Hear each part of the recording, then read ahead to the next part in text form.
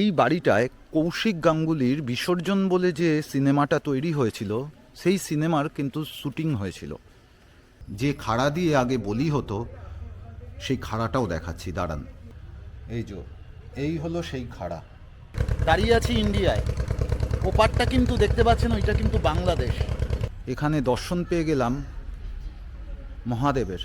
ওনাকে একবার দর্শন করুন, দিনটা তো ভালোই যাবে।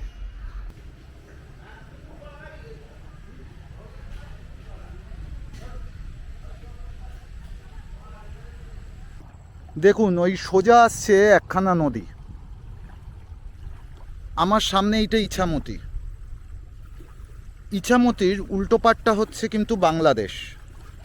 আর ওই যে সোজা বললাম নদীটা আসছে, ওই পাশটা দেখুন এ পাশে কানেক্ট হয়েছে।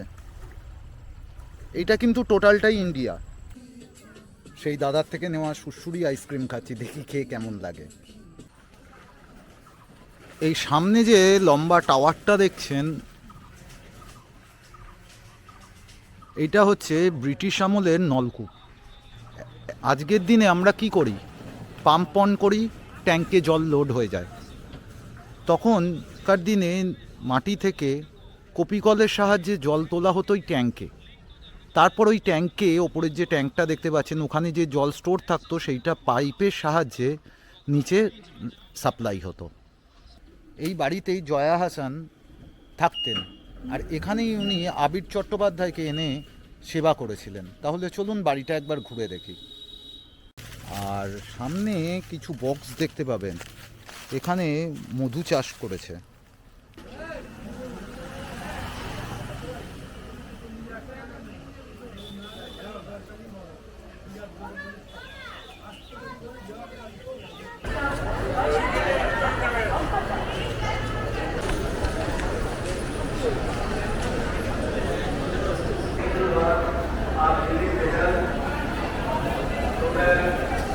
সময় সকাল 7:15, চলে এসেছি শিয়ালদা স্টেশনে। এখান থেকে ধরবো 7:40 হাসানাবাদ লোকাল। আজকে রোববার, তাই ট্রেনটা একটু কম আছে। তবে এই শিয়ালদা থেকে যেটা টাইম দেখাচ্ছে 7:40 হাসানাবাদ যাওয়ার গাড়ি। এই গাড়িটা ধরে আমরা চলে যাব হাসানাবাদ স্টেশন। তো এখনও হাতে অনেক টাইম আছে, ট্রেন অ্যানাউন্স করেনি। এখন বাজে 7:20, আর 20 মিনিট বাদে কিন্তু ট্রেন আছে। ট্রেনটা আসুক, তারপরে আপনাদের দেখাচ্ছি কোন ট্রেনে উঠবো বা ট্রেনটা কেমন।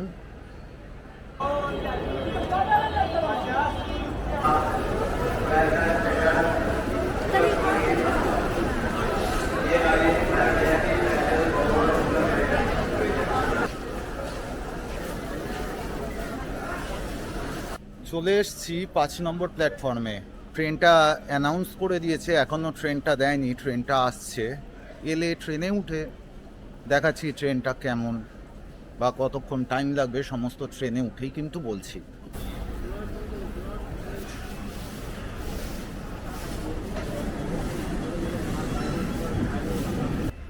ট্রেনে উঠে গেছি, ট্রেনটা ছেড়ে দিয়েছে, জায়গা নিয়ে নিয়েছি সিটের ধারে। দাঁড়ান বাইরের পরিবেশটা আপনাদের দেখাই। ট্রেনটা আজকে যথেষ্ট খালি, রোববার বলে। आशाबाद को जाने वाली इस ट्रेन का अगला स्टेशन है।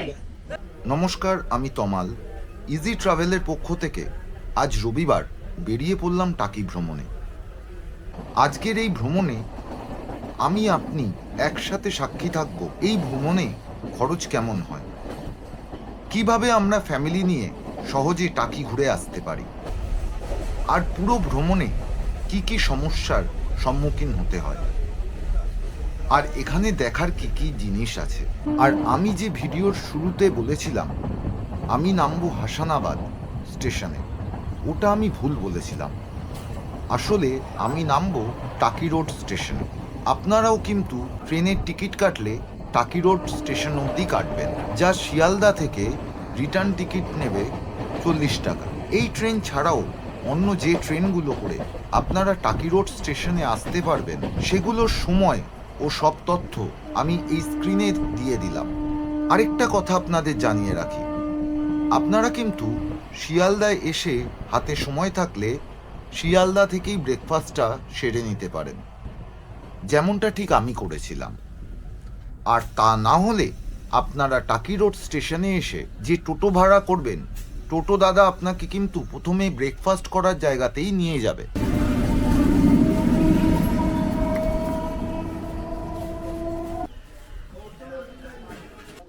নেমে গেছি টাকি রোড স্টেশনে। স্টেশন থেকে বেরিয়ে সামনে টোটো স্ট্যান্ড পেয়ে যাবেন। সামনে টোটো স্ট্যান্ডটা দেখিয়ে দিচ্ছি, দাঁড়া।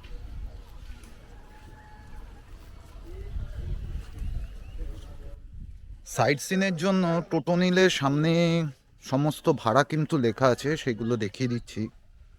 আমিও এখান থেকে একটা টোটো কিন্তু করে নেব।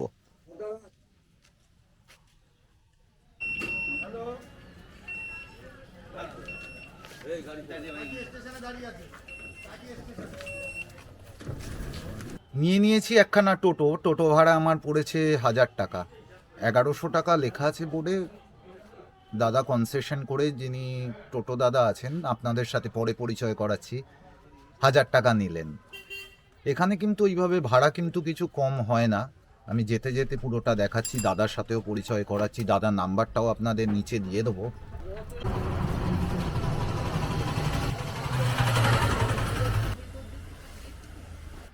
চলে এসেছি টাকি কুলেশ্বরী কালী মন্দির। এই মন্দিরটা বলছে 350 বছরের পুরনো। সামনে গিয়ে মন্দিরটা দেখে নিই। চলুন আপনাদেরও মাকে দর্শন করাই। কথিত আছে বহু বছর আগে ইছামতিতে জেলেদের জালে উঠে এসেছিল সুন্দর নকশা করা ঘট। সে কথা জানতে পারেন টাকির জমিদার রায়চৌধুরীরা। জমিদার গিন্নি সেই রাতেই স্বপ্ন দেখেছিলেন চালাঘর তৈরি করে ঘরটি প্রতিষ্ঠা করতে হবে।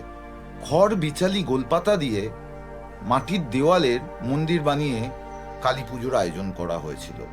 সেদিন থেকেই এই রায়চৌধুরী পরিবারের হাত ধরেই টাকির কুলেশ্বরী কালীবাড়ির পুজো শুরু হয়েছে। আনুমানিক 1640 থেকে 45 সালের মধ্যে টাকির তদানীন্তন জমিদাররা এই কালীবাড়ি প্রতিষ্ঠা করেন। কুলেশ্বরী কালী মন্দির দেখে এবার চলে যাচ্ছি জমিদার বাড়ি দেখতে। তাহলে চলুন জমিদার বাড়ির সামনে গিয়েই আপনাদের দেখাচ্ছি পরিবেশটা কেমন, বা জমিদার বাড়িটা কেমন দেখতে। আজ রোববার হলেও ভিড় কিন্তু সেই রকম একটা নেই। তাহলে চলুন জমিদার বাড়ির সামনে গিয়ে কথা হচ্ছে। এখন যে ভিডিওয়ে আপনাদের বাড়িটা দেখাচ্ছি, বা যে জায়গায় আমি এসছি, এইটা কিন্তু কোনো জমিদার বাড়ি নয়। এই বাড়িটায় কৌশিক গাঙ্গুলির বিসর্জন বলে যে সিনেমাটা তৈরি হয়েছিল, সেই সিনেমার কিন্তু শুটিং হয়েছিল। এই বাড়ির মালিক যিনি আছেন, তিনি এখানে থাকেন না, কলকাতায় উনি থাকেন। বাড়িটার নাম হচ্ছে ললিতা কুঞ্জ। এই বাড়িটা তৈরি হয়েছিল 1344 সালে। এটা কিন্তু কোনো জমিদার বাড়ি নয়। আবার বলে দিচ্ছি, এখানে মুভির শুটিং হয়েছিল। আচ্ছা, কয়েকদিন আগে আরেকটি মুভির শুটিং হয়েছে, তার জন্য ওনারা একটা রান্নাঘরও বানিয়ে রেখেছেন। দেখুন রান্নাঘরটা, এটা কিন্তু সেট, অরিজিনালি কোনো রান্নাঘর কিন্তু নয়। আর দ্বিতীয় কথা, এই বাড়িতেও কিন্তু লোক থাকে। বাড়িটা এত গাছপালা আছে, গায়ে কোনো রোদ লাগছে না, আর কি সুন্দর হাওয়া দিচ্ছে। এই তুলসী মঞ্চটা সামনে দেখতে পাচ্ছেন, এইটাও কিন্তু সিনেমার শুটিংয়ের সেটের। এরপর আমরা কিন্তু যাব অরিজিনাল জমিদার বাড়িতে। তাহলে এইটা দেখেছেন, অবশ্যই কমেন্টস করে জানাবেন কেমন লাগলো। আর এই বাড়িতে একটা খুব সুন্দর জিনিস দেখলাম, দেখুন, বসার জন্য আম গাছের তলায় একটা জায়গা করা আছে। এবার চলুন আমরা নেক্সট ডেস্টিনেশন মানে জমিদার বাড়ির উদ্দেশ্যে বেরিয়ে যাই। চলে এসেছি টাকি রাজবাড়িতে। এই রাজবাড়িটার যিনি জমিদার ছিলেন জগবন্ধু রায়চৌধুরী। আর এই রাজবাড়িতে এন্ট্রি নিতে গেলে আপনাদের কিন্তু 10 টাকা করে টিকিট কিন্তু দিতে হবে। তাহলে চলুন ভেতরটা ঘুরে নিই।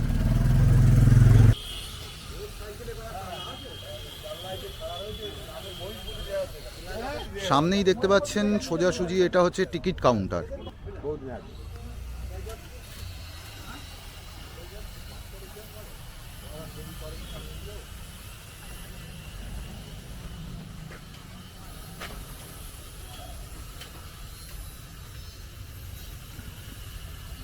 এই রাজবাড়িতে কিন্তু পিকনিকও হয়।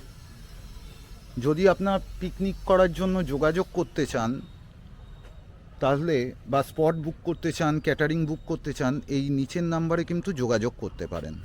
নাম্বারটা দেখিয়ে দিচ্ছি। ঢুকেই চলে এলাম ডান দিকে। এই ডান দিকে এসে বলছে দুর্গা দালান আছে। দুর্গা দালানটা তো অবশ্যই দেখবো। তার পাশে একটা খুব সুন্দর কিন্তু পুকুর আছে। এই যে দেখুন, ঘাট বাঁধানো পুকুর।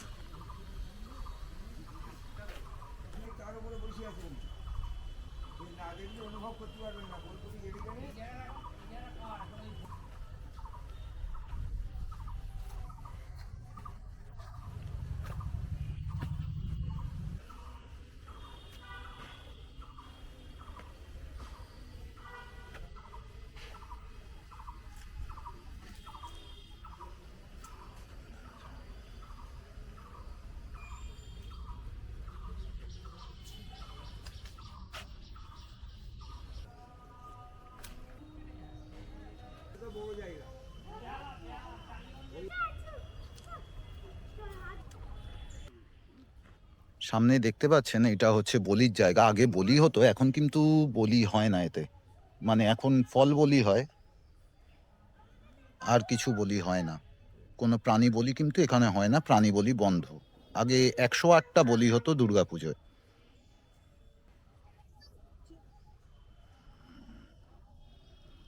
এটা হচ্ছে দুর্গা দালান। ভেতরে মা দুর্গাও কিন্তু বিরাজ করছেন। দাঁড়ান দেখাচ্ছি। দুর্গা দালানটা আগে দেখুন ভালোভাবে।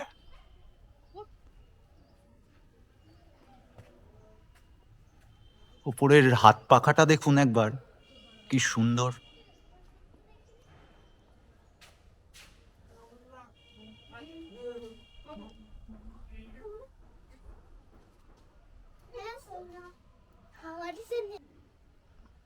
সোজাসুজি দেখতে পাচ্ছেন মা দুর্গা। দাঁড়ান জুম করে দেখাচ্ছি।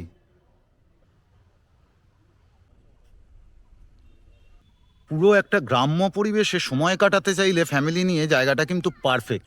আর গরমকাল হলেও কোনো অসুবিধা কিন্তু হবে না, কারণ এখানে এত গাছপালা আছে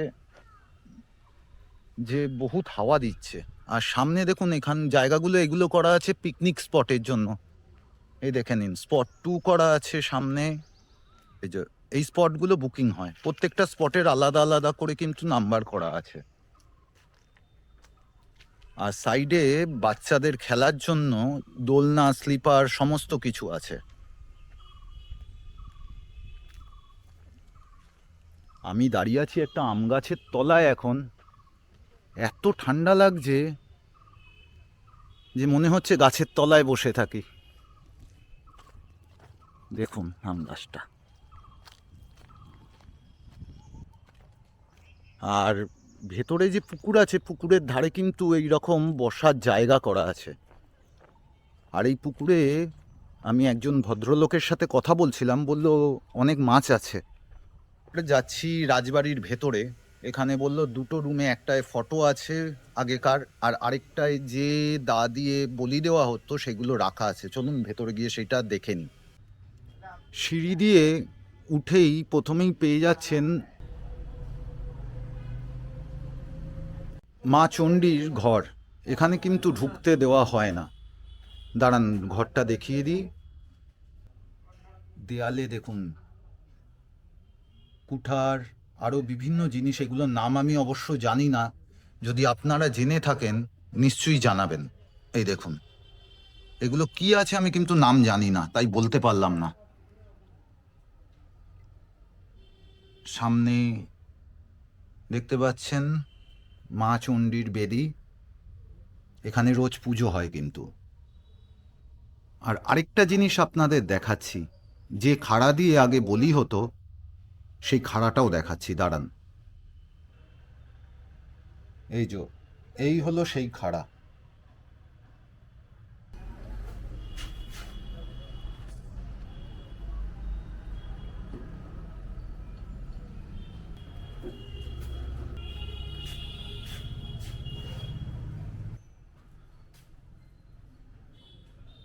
এই যে চলে এসেছি, এখানে সমস্ত ছবিগুলো আছে। এগুলো হচ্ছে সমস্ত টাকির কি কি দর্শনীয় স্থান আছে। এগুলো জমিদার বাড়ির ফটো। এখানকার মা দুর্গাকে ওনারা নৌকো করে ওনাদের এই পুকুরেই ঘোরান। আর এখানকার মা দুর্গা বিসর্জন না হলে কিন্তু টাকির কোনো মা দুর্গা বিসর্জন হয় না, মানে এখানকার মা দুর্গাই কিন্তু প্রথমে বিসর্জন হয়। আমি যে এই রাজবাড়ির যে রুমটায় গেছিলাম, এখন দেখালাম, ওখানে সমস্ত ফটো তোলা আছে। এখানে কিন্তু আলাদা করে কোনো তলোয়ার বা কিছু এই ধরনের কিন্তু কিছু নেই, যা আছে ওই ফটোতেই দেখানো আছে। তাহলে চলুন আমরা নেক্সট ডেস্টিনেশনে আমাদের যেটা হবে সেখানে চলে যাই, আর সেখানে গিয়েই কথা বলব। সামনে দেখতে পাচ্ছেন এটা হচ্ছে ঘোষবাড়ির দুর্গা দালান। এটা দুর্গাপুজোর সময় খোলা হয়, বাকি সারা বছর বন্ধ থাকে। ভেতরে এখন রিনোভেটের কাজ চলছে, তাই এটা বন্ধ আছে। এছাড়াও সারা বছরই বন্ধ থাকে, শুধু দুর্গাপুজোর সময় কিন্তু খোলে।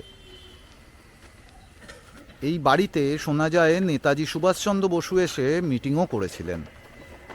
দুর্গা দালানে যেহেতু ভেতরে ঢুকতে দেওয়া হয় না, তাই আপনাদের ড্রোন দিয়ে আমি শটটা নিয়ে তারপর দেখাচ্ছি, কারণ এত দূর যখন এসছি দেখতে তো হবেই আমাদের সবাইকে, তাই না? তাহলে চলুন ড্রোন শটটা দেখে। ঘোষবাড়ির এই দুর্গা দালান দেখে যেটা বুঝতে পারলাম, কালের নিয়মে এটি ভগ্নপ্রায় দশায় পরিণত হয়েছে, যেটা তার অস্তিত্ব রক্ষার জন্য অনবরত লড়ে চলেছে। এর কিন্তু কোনো ছাদ নেই, ছাদটাও ভেঙে পড়েছে। চলে এসছি ইছামতির ধারে, দাঁড়িয়ে আছি ইন্ডিয়ায়। ওপারটা কিন্তু দেখতে পাচ্ছেন, ওইটা কিন্তু বাংলাদেশ। ওখানটা হচ্ছে সাতক্ষীরা, নাম হয়তো শুনে থাকবেন। ওপারটা বাংলাদেশ, এপারটা আমি দাঁড়িয়ে আছি ইন্ডিয়ায়। আর এই যে নৌকোগুলো দেখছেন, নৌকোটা যে যাচ্ছে, এটা আমার ইন্ডিয়ার নৌকো, আমার দেশের নৌকো। দেখুন ওপরে পতাকা লাগানো আছে। একমাত্র কিন্তু দুর্গাপুজোয় ওপারের মানুষরা এপাশে আসতে পারে, এপাশের মানুষরা ওপাশে যেতে পারে দুর্গাপুজোর বিসর্জনের দিন। এছাড়া সারা বছর কিন্তু এটা বন্ধ থাকে, কারণ এই নদী হচ্ছে দুই দেশের মাঝের বর্ডার।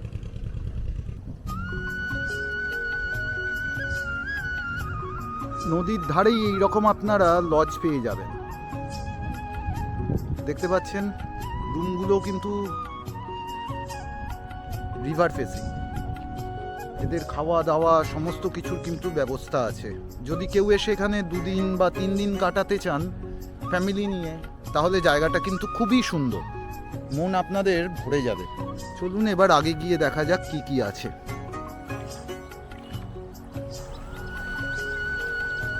এই জায়গায় এসেও কিন্তু আপনারা চাইলে বোটিং করতে পারেন, এখানে বোট ভাড়া পাওয়া যায়, কিন্তু আজকে কাউকে দেখতে পাচ্ছি না। যদি আগে গিয়ে দেখতে পাই তাহলে নিশ্চয়ই জানিয়ে দেবো কত টাকা খরচ হয় বা কিছু। এছাড়াও অন্য স্পট আছে, সেখানে গিয়ে বলবো যে সেখান থেকেও বোটিং করা যায়, কত খরচ হয়। চলুন এবার এখানকার পরিবেশটাকে আমরা এনজয় করি।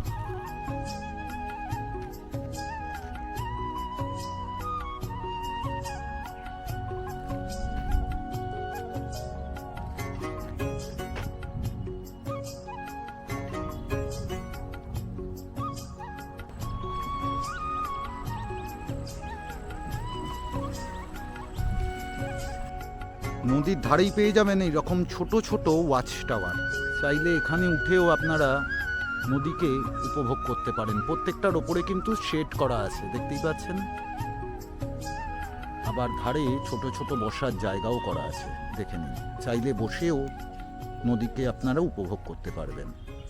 ইছামতি নদীর ধারেই পেয়ে গেলাম এমন এক জায়গা যেখানে কোনো গরিব বড় লোকের ভেদাভেদ কিন্তু নেই, আর কোনো জাতপাতের ভেদাভেদ নেই। শেষ দিন আসতে হবে এই জায়গাতেই।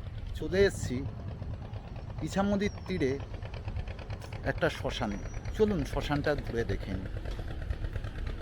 সামনের যে চালাটা দেখতে পাচ্ছেন, এর নিচে মৃতদেহ সৎকার করা হয়। চলুন সামনে গিয়ে আমরা দেখে নিই। এই যে লোহার যে স্লিপারগুলো দেখতে পাচ্ছেন, এর ওপরে কিন্তু মৃতদেহ রাখা হয়।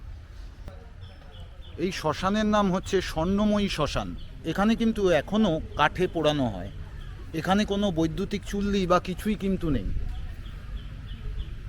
পুরনো রীতিনীতি মেনেই এখানে সমস্ত কাজ হয়। আর এই শ্মশানে এখানে সামনে চলুন দেখাচ্ছি আপনাদের। এই যে শহীদ ফলকটা লাগানো আছে শহীদ রাকেশ দাসের, এনার বাড়ি এই টাকি পৌরসভা অঞ্চলেই। ইনি আত্মবলিদান দিয়েছিলেন কার্গিলের যুদ্ধে। শ্মশানের এই মন্দিরটা আপনাদের এর জন্যই দেখাচ্ছি, এখানে দর্শন পেয়ে গেলাম মহাদেবের। চলুন ওনাকে একবার দর্শন করুন, দিনটা তো ভালোই যাবে।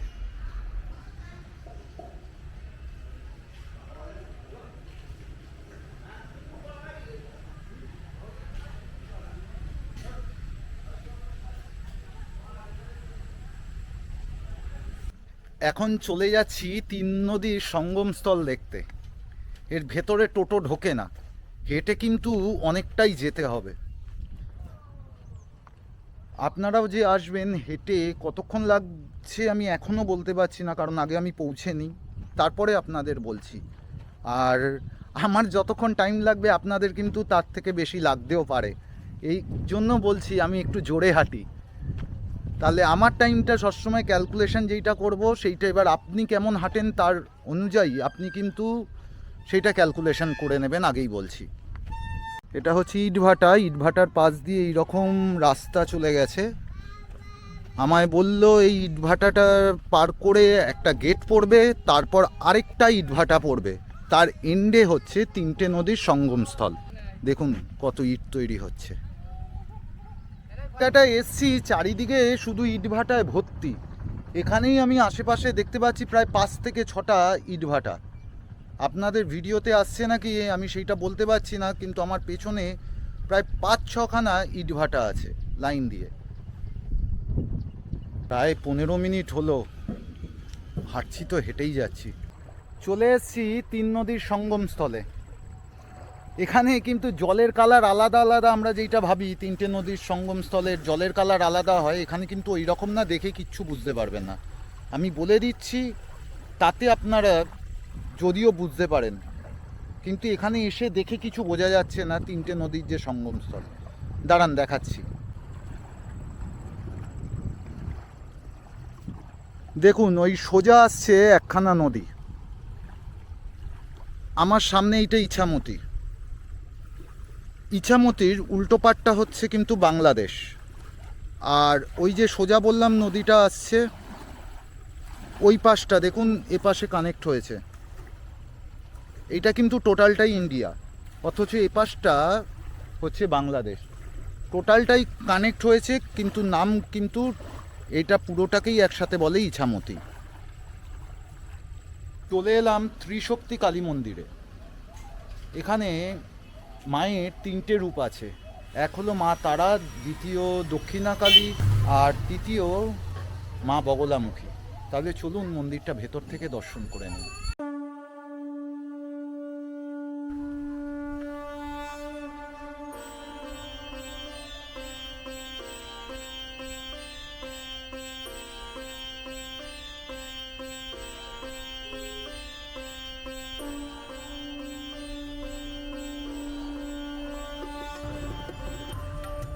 মন্দিরের ভেতরেই আছে এই সুন্দর শিব মন্দিরটা। চলুন বাবাকেও দর্শন করি।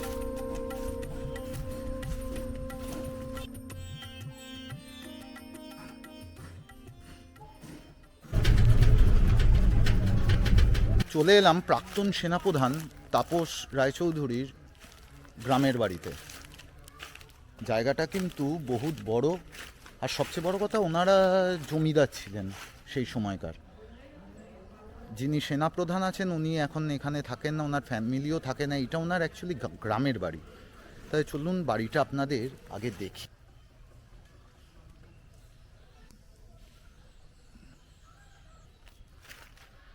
এই বাড়িটা কিন্তু এখন তালা বন্ধ আছে, এখানে কেউ থাকে না।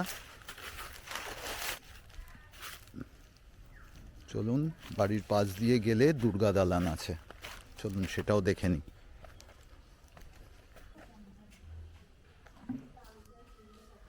এটা দুর্গা দালান, এখানে প্রত্যেক বছর কিন্তু এখনো দুর্গা পুজো হয়। এই বাড়ির সামনেই এক কাকা বিক্রি করছেন গামছা, লুঙ্গি, মশারি, সমস্ত কিছু। এগুলো কি কাকা? লুঙ্গি লুঙ্গি এগুলো লুঙ্গি? ও, এগুলো লুঙ্গি, কালার কালার এগুলো লুঙ্গি? ওটা গামছা, ও ওটা গামছা। আচ্ছা, এগুলো কি ধরনের গামছা? এই নতুন নতুন ডিজাইন উঠিয়েছে বাবা, আচ্ছা একদম পিওর সুতির গামছা, আচ্ছা আচ্ছা। গোলাম গামছা যেমন আর কি। চলে এলাম মিনি সুন্দরবন। এখানে আসতে গেলে কিন্তু প্রথমে আপনাকে বিএসএফ এর কাছে আপনার আইডি কার্ড জমা দিয়ে আসতে হবে, আর ওখান থেকে যেখান দিয়ে ঢুকবেন সেখান দিয়ে কিন্তু কোনো টোটো ঢুকতে দেওয়া হয় না। তাই ওখান থেকে আমি একটা ভ্যান করে নিয়েছিলাম, ভ্যান ভাড়া নিল 30 টাকা। এটা আপনারা যদি দুজনও থাকেন সেক্ষেত্রেও কিন্তু 30 টাকাই নেবে। আমি একা ছিলাম, তাও আমায় 30 টাকা দিতে হয়েছে। আর ঢুকেই এখানে মিনি সুন্দরবন ঢোকার জন্য একখানা টিকিট কাউন্টার আছে, যেখানে টিকিট নেবে 10 টাকা। দাঁড়ান দেখাচ্ছি টিকিট কাউন্টারটা। এই যে টিকিট কাউন্টার দেখতে পাচ্ছেন, এখান থেকে 10 টাকা দিয়ে টিকিট কেটে নিতে হবে। টিকিট কাটা হয়ে গেছে, ওনারা হাফ ছিঁড়ে নিয়েছেন। তারপর আমি এই রাস্তা ধরে কিন্তু এগিয়ে যাচ্ছি মিনি সুন্দরবনের দিকে।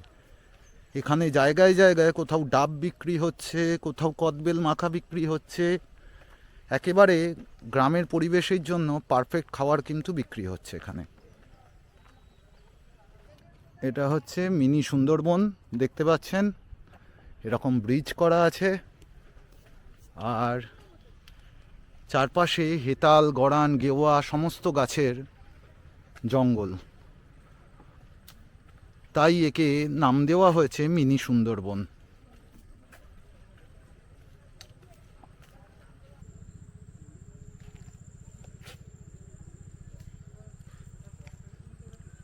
জঙ্গলটা এত শান্ত যে রোদ্দুরের আলো তো কম আসছেই, তার সাথে চারিদিকে ঝিঝি পোকার ডাক। সামনেই একটা পেয়ে যাচ্ছেন রেস্ট নেওয়ার জায়গা। এখানটায় কিন্তু ওপরে শেড করা আছে, আর তার সোজাসুজি একটা রাস্তা গেছে, আর বাঁদিকে একটা রাস্তা গেছে। প্রথমে বাঁদিকের রাস্তাটা ধরে চলুন, দেখা যাক কি আছে এইদিকে। এখানে এসে দেখা হয়ে গেল বাপনদার সাথে। তিনি এখানে একটা দোকান দিয়েছেন, আর সবচেয়ে ওনার দোকানে এলে মজা হচ্ছে, ওনার থেকে যাই খাবেন ওনার কাছে 3টে বাইনাকুলার আছে। আপনি চাইলে এই বাংলাদেশ কিন্তু দেখে নিতে পারবেন ওনার দোকানে দাঁড়িয়েই, খেতে খেতেই। দাঁড়ান বাপনদার সাথে আপনাদের পরিচয় করাই। সামনে ইনি বাপনদা। তো গাইস, আমার নাম হচ্ছে বাপন সরকার, আর এই হচ্ছে আমার ছোট্ট দোকান। তো 10 টাকা দিয়ে কেউ যদি লেবু জল বা সুসুরি আইসক্রিম খায় তার জন্য কিন্তু ডিসকাউন্ট আছে, বায়নাকুলা। সে বর্ডারটা ক্লিয়ার ভাবে দেখতে পারবে। আর এত দূর আপনি এসে 10 টাকার বিনিময়ে না খেলে না দেখলে আমার লস। আর লেবু জলটা অ্যাকচুয়ালি রিফ্রেশ, কিন্তু আমার জিনিস আমি ভালো বললে হবে না, আমার কাস্টমার যদি ভালো বলে সেটাই হচ্ছে ব্যাপার। তো এই নদীটার নাম হচ্ছে ইছামতি, আর এই নদীটাই কিন্তু ইন্টারন্যাশনাল বর্ডার, মানে নদীটা হাফ হাফ ভাগ।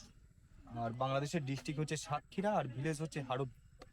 আর এটার নাম, স্পটের নাম হচ্ছে মিনি সুন্দরবন। টাকি 1 নম্বর ওয়ার্ডের ভিতরে উপস্থিত পৌরসভা।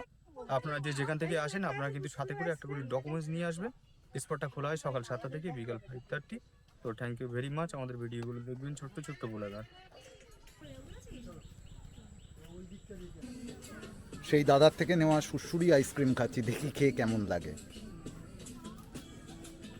অসাধারণ খেতে, টকটক ঝালঝাল, তার সাথে ঠান্ডা, ভালোই লাগছে খেতে। দাম মাত্র 10 টাকা। এলে কিন্তু খাবেনই, নামটা ভুলবেন না, সুসুরি আইসক্রিম। সুসুরি আইসক্রিম খেতে খেতে চলে যাচ্ছি আরেকটা দিকে, ওই যেদিকে রাস্তাটা যাওয়া হয়নি সেখানটা গিয়ে দেখি কি আছে। যে দাদার কাছে খেলাম, দাদার এত ব্যবহার ভালো, এখনও ভালো মানুষ আছে, এটা তো বলতেই হবে। আপনারা এলে কিন্তু অবশ্যই ওনার দোকান ভিজিট করবেন। যাচ্ছি সেই আরেক দিকে, যে দিকটা যাওয়া হয়নি। চলুন চলুন দেখা যাক এদিকে কি আছে। সামনে যেতে যেতে এই গাছগুলো দেখতে পাচ্ছেন, এগুলো হচ্ছে কেওড়া গাছ।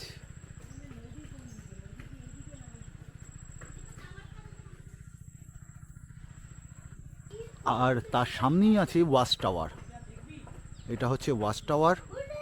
তাহলে চলুন ওয়াচ টাওয়ারের ওপর থেকে কি দেখা যায় গিয়ে দেখি।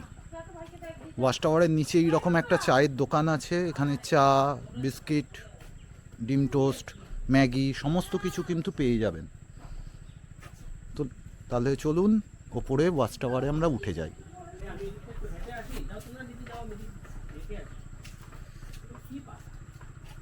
এটা হচ্ছে ওয়াচ টাওয়ারটা। ওয়াচ টাওয়ারে উঠে কিন্তু কিছু দেখা যাচ্ছে না, এত গাছগুলো বড় যে এখান থেকে কিন্তু কিছু দেখা যাচ্ছে না। এর আরেকটা যদি ফ্লোর করা হতো তাহলে কিছু দেখা গেলেও দেখা যেতে পারত।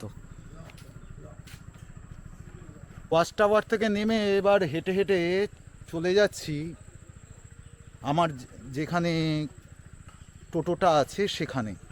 তবে হেঁটে যাব না, সামনে গেলে যাওয়ার সময় একটা দেখছি কোনো যদি ভ্যান পেয়ে যাই বা কিছু পেয়ে যাই সেইটাই উঠে যাব। ভ্যান পেয়ে গেছি, যাওয়ার সময়ও নিচ্ছে 30 টাকা। ভ্যানে বসা অভ্যেস নেই, বহুত প্রবলেম হচ্ছে।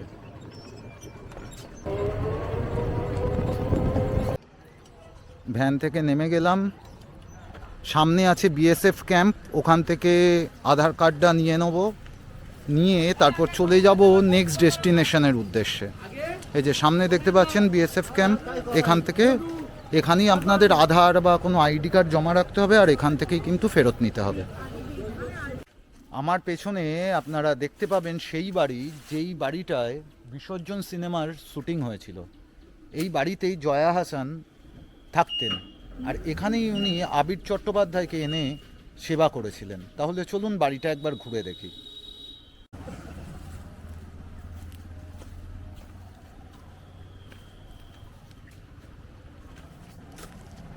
এই যে এই হলো সেই বাড়ি। এই বাড়িও গাছে ঘেরা, সামনে পুকুর আছে, চলুন পুকুরটা আগে দেখে নিই। এই হচ্ছে পুকুর, আর সামনে কিছু বক্স দেখতে পাবেন। এখানে মধু চাষ করেছে। সামনাসামনি যাওয়া যাবে না, অনেক মৌমাছি কিন্তু উঠছে। ভিডিওতে আপনারা বুঝতে পারবেন না, কিন্তু এখানে ঘুরতেই আমার ভয় লাগছে, একটা কামড়ালেই হয়ে গেল। এই সাইডেও করেছে, আবার এই দিকেও করেছে, চারিদিকে শুধু মৌমাছি উঠছে।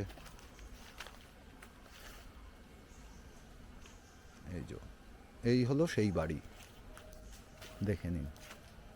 বাড়িটা দেখতে কিন্তু সত্যি খুব সুন্দর।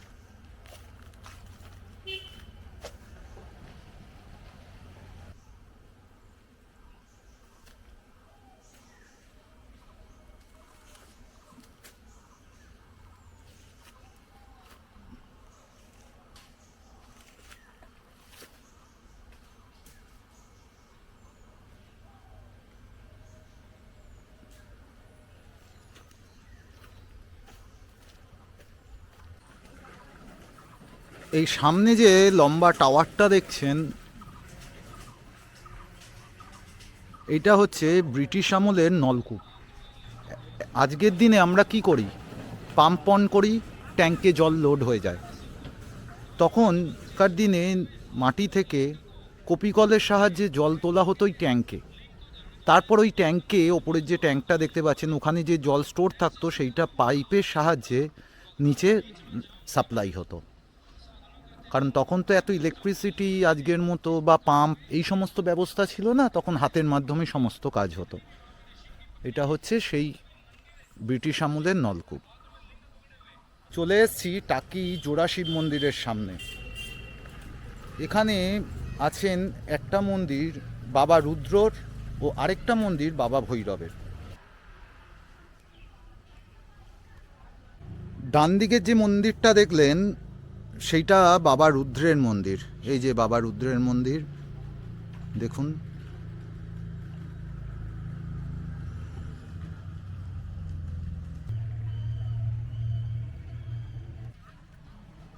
বাদিকের যে মন্দিরটা আছে এটা বাবা ভৈরবের মন্দির।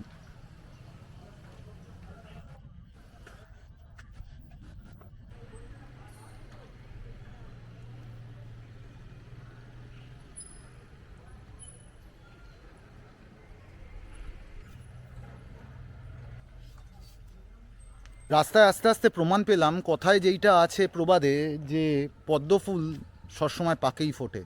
সেই রকম রাস্তার ধারে একটা সুন্দর ফুল দেখতে পেলাম, একটা নোংরা জায়গায় হয়ে আছে জঙ্গলের মাঝে, সেই ফুলটা আপনাদের দেখাচ্ছি। দেখলে কিন্তু খুব সুন্দর লাগবে। কি ফুল আমি নিজেও জানি না, যদি আপনারা জানেন অবশ্যই কিন্তু জানাবেন। এইটা হচ্ছে ফুলটা, দেখুন কত ফুটে আছে, আর যে জায়গায় ফুটে আছে জায়গাটা দেখুন।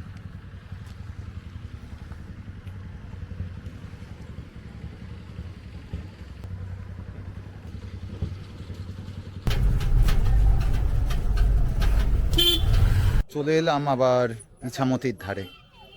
জায়গাটা কি সুন্দর।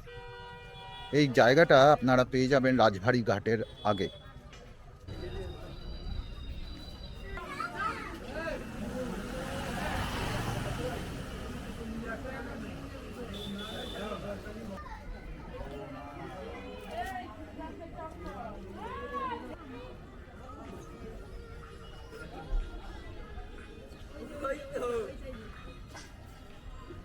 চলে এসেছি টাকি রাজবাড়ি ঘাটে। এখানেই কিন্তু এলে আপনারা আশেপাশে সমস্ত হোটেল লজ এইগুলো এখানেই বেশি পাবেন। তাই বলবো যদি এখানে এসে কেউ থাকতে চান এই এরিয়াতেই থাকুন, এখানে সমস্ত সুযোগ সুবিধা কিন্তু আপনারা পেয়ে যাবেন। চলুন ঘাটটা ঘুরে দেখে নিন।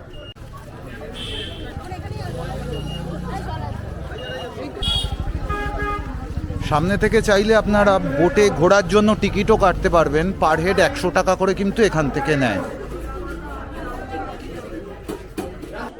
এখন ভাটা আছে তাই আমি নৌকোয় উঠলাম না, কারণ জোয়ারের সময় নৌকোয় উঠে যা মজা, ভাটার সময় অতটা কিন্তু মজা পাবেন না। এই যে সামনেই দেখতে পাচ্ছেন এইরকম নৌকা আছে সমস্ত, এতে চেপে আপনারা ঘুরতে পারবেন। 8 ঘন্টার মতো ঘোরাবে, 100 টাকা করে পার হেড নেবে। আর যদি অনেকজন 10-12 জন একসাথে আসেন সেক্ষেত্রে আপনাদের একটা আলাদা নৌকা ভাড়া নিয়ে নিতে পারবেন, সেক্ষেত্রে 1000 থেকে 1200 টাকা নেয়।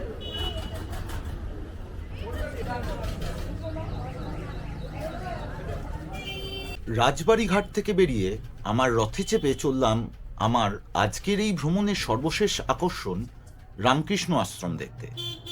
এই রামকৃষ্ণ আশ্রম কিন্তু এই ভ্রমণের সর্বপ্রথম দর্শনীয় স্থান, কিন্তু ওই দিন ওই আশ্রমে পরীক্ষা থাকার জন্য ওটা আমার শেষ গন্তব্য হলো।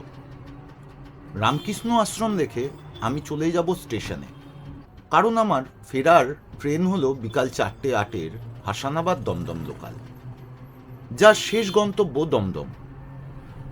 আর যদি আপনি শিয়ালদা ফিরতে চান তাহলে বিকাল 5:11 হাসানাবাদ শিয়ালদা লোকালটাও ধরে নিতে পারেন। তবে আমার মতে বিকাল 4:08 হাসানাবাদ দমদম লোকাল ধরে আপনারা চলে আসুন দমদম। সেখান থেকে অনেক ট্রেনই কিন্তু শিয়ালদায় যায়, সেই ট্রেন ধরে আপনারা শিয়ালদায় ফিরে যান, এতে আপনারা আরও তাড়াতাড়ি বাড়ি ফিরতে পারবেন। চলে এসেছি টাকি রামকৃষ্ণ মিশন আশ্রমে। আমার পেছনেই দেখতে পাচ্ছেন এটা টাকি রামকৃষ্ণ আশ্রম। এইটাই আজকে আমাদের শেষ ডেস্টিনেশন। তাহলে চলুন এই রামকৃষ্ণ মিশন আশ্রমটা আমরা দেখে নিই, দেখে স্টেশনে চলে যাই। ভেতরে কিন্তু স্কুলও আছে, আজকে রবিবার, স্কুল ছুটি।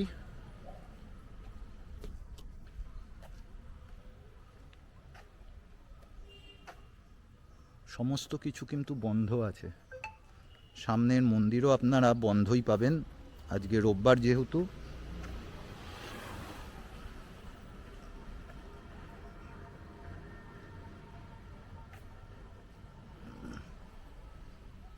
ভেতরের কম্পাউন্ড কিন্তু অনেক বড়।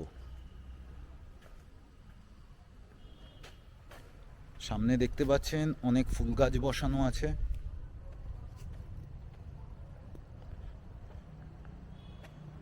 এখানে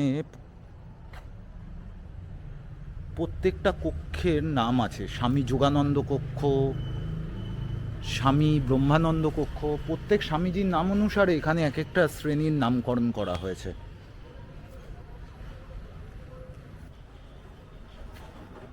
রামকৃষ্ণ আর সারদা দেবীর এইটা মন্দির। মন্দিরটা এখন বন্ধ আছে তাই দেখাতে পাচ্ছি না। তাহলে চলুন চলে যাওয়া যাক স্টেশনের উদ্দেশ্যে। সময় বিকাল 4টে, চলে এলাম টাকি রোড স্টেশনে। ট্রেন আছে 4:08 নাগাদ। এই ট্রেনটা কিন্তু শিয়ালদা অবধি যাবে না। আমি নামবো বারাসাতে, কারণ আমার বারাসাতে একটু কাজ আছে, ওইটা মিটিয়ে বাড়ি যাব। তাহলে আজকের ব্লগটা আমি কিন্তু এখানেই শেষ করলাম। আবার দেখা হবে আপনাদের সাথে নতুন জায়গায় নতুনভাবে। আর একটা কথা না বলে পারলাম না, আমরা এই ইজি ট্রাভেলের পক্ষ থেকে, আমি তমাল, আমি কিন্তু আপনাদের কোনো জায়গার শুধু ইনফরমেশন দেওয়ার জন্য ঘুরি না। আমি আমার সাথে চেষ্টা করি আপনারাও যাতে ভার্চুয়াল ট্যুরটা করতে পারেন। তাহলে সাথে থাকবেন, দেখা হচ্ছে নেক্সট ডেস্টিনেশনে।